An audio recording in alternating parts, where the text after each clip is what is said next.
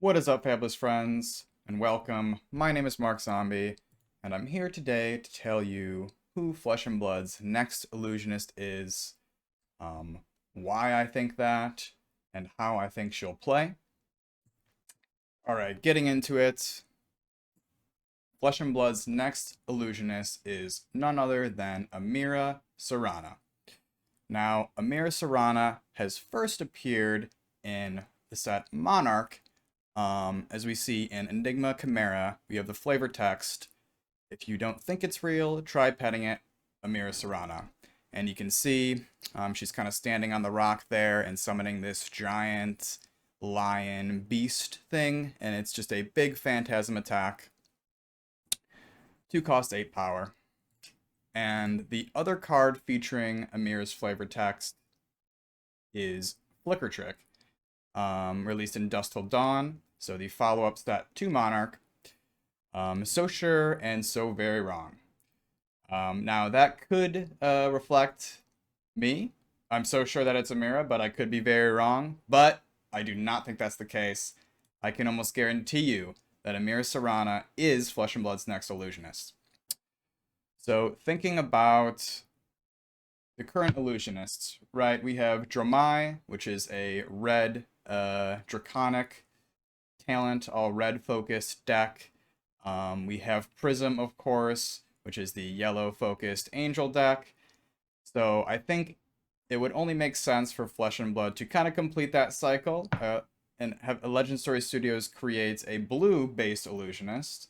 And I think they have been setting up for that for quite some time. So going on to the next set of cards here, we have Fractal Replication from Everfest and Spears of Surreality from Monarch.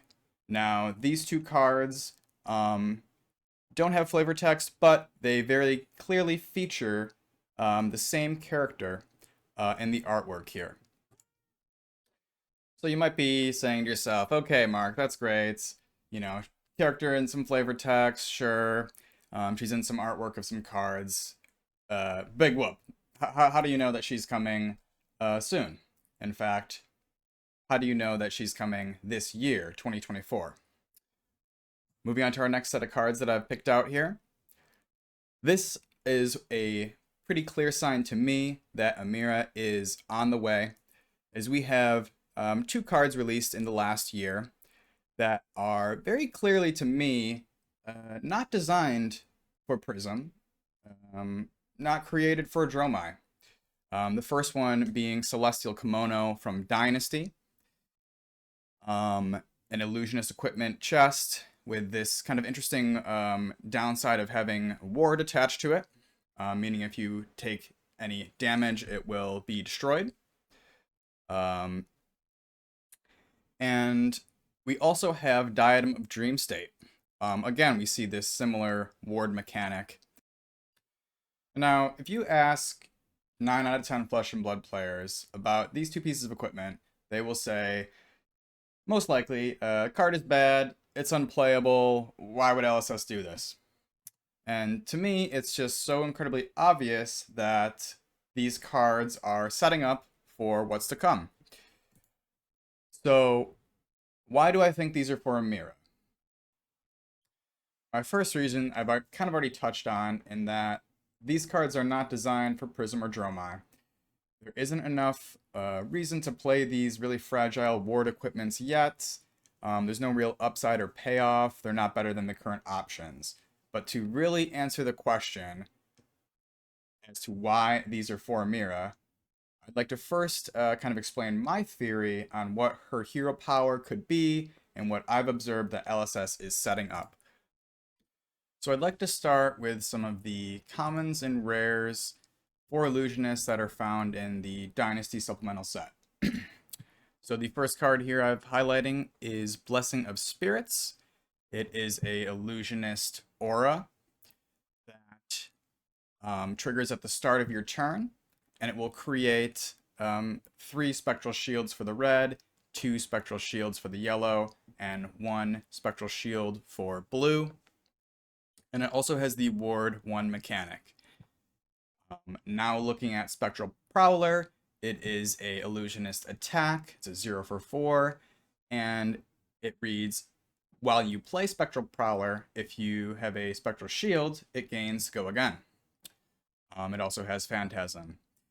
And then the final card here, Waterglow Lantern, is an action for Illusionist, and you reveal the top card of your deck. The blue one I have on screen right here will create a Spectral Shield if you reveal a blue, and there's also yellow and red. So what do these three cards have in common? Starting off with the obvious, all three of these care about Spectral Shields. The second thing they have in common is they're not designed for Prism or Dromai. Now, that's not to say you couldn't make a deck with these cards for those heroes, but I don't think that's the intention for these. I don't think that's why these cards were printed. And now, moving on to the next set of cards I'd like to highlight. We have two Majestics for Illusionist Founded Dynasty, Tome of Ao and Spectral Procession, and then we also have a rare equipment, the Wave of Reality. And now, with these last 6 cards that I've shown, you might notice a theme. They either have a ward mechanic built in, they create spectral shields, or they care about the existence of spectral shields. So to me, Amira's hero power might be something along the lines of when a ward you control is triggered, or a phantasm attack is popped, generate a spectral shield. I think this would make a lot of sense to be Amira's hero power. For one, the spectral shields kind of cover up one of the major pitfalls of the ward mechanic, in that they give you extra protection against kind of one-off instances of damage, such as Arcane, or something like Afflict Knives. And for 2, it also frees up a lot of the old card pool of Illusionist cards that care about spectral shields, and it kind of revitalizes those and makes those playable again. As we know, the new Prism doesn't really play into spectral shields as much.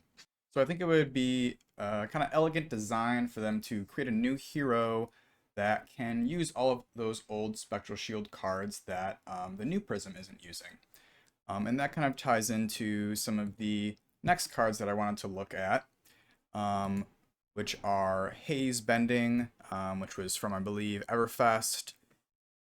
Phantasmal Haze, also from Everfest, and then a new card, Phantom Tidemaw. So Haze Bending, this card is going to be perfect for Amira in my eyes, if she ends up the way I envision her, because this card reads, once per turn effect, when Haze Bending or another Illusionist non-token aura you control is destroyed, it creates a Spectral Shield token. So say, for example, you had a Tome of Ao out, which is an Illusionist non-token aura. It gets destroyed through an instance of damage because of the ward effect. And then you can maybe trigger Amira to create a Spectral Shield token. And also, if you have Haze Bending in play, that could trigger as well, making a second Spectral Shield token. The other older card here, Phantasmal Haze, which is just a common Illusionist attack from Everfest. It's just a Phantasm attack that reads, when it is destroyed, it creates a Spectral Shield token. So if Amira's ability has something to do with phantasms, when they're popped making a Spectral Shield, and you attack with this and it gets popped, you will create one from Amira's ability, and then also one from Phantom Haze itself. Now, Phantom Tidemaw is just another example of a new card that was just added in Bright Lights. And it is, get this, an Illusionist aura with ward. It also has Phantasm attached, and basically anytime an Illusionist card you control is destroyed, it gets a +1 counter. And if you're playing Amira and she works how I envision her, you're going to be having a lot of ward Illusionist cards that get destroyed, as well as Phantasm attacks that get destroyed. So that is going to build up the Phantom Tidemaw. And if you were using something like the Iris of Reality from Monarch, or the Reality Refractor from Dusk Till Dawn, those weapons turn your Illusionist auras into weapons with a base. And Phantom Tidemaw gets the +1 counters on it, so you would then be able to attack with Phantom Tidemaw. Now, I could talk for hours about Amira, and if you don't believe me, you can just ask my wife. To wrap it up, though, I think Amira is coming soon because of the trend of cards we are seeing released for the Illusionist class, such as the Kimono in Dynasty, along with those commons and rares. In Dusk Till Dawn, we see Diadem, Dream State, and Flicker Trick featuring Amira and Flavor Text. We also see cards like Lost in Thought. And then in Bright Lights, of course, Phantom Tidemaw, and now Heavy Hitters, Dissolve Reality. Amira will be the blue pitch centric illusionist that has big phantasm attacks, generates spectral shields, and cares about the ward mechanic. And now the last thing I'll leave you with is apparently, according to that one guy at my LGS who I trust, they have confirmed Amira as a hero that is coming to the game. It was in some old interview or from some event. I don't have the source on that now, but I plan to make many more videos about Amira. So if you enjoyed it, please like, leave a comment. How right do you think I am or wrong? And we will see you next time at Fabulous Friends. Marc Zombie, signing out.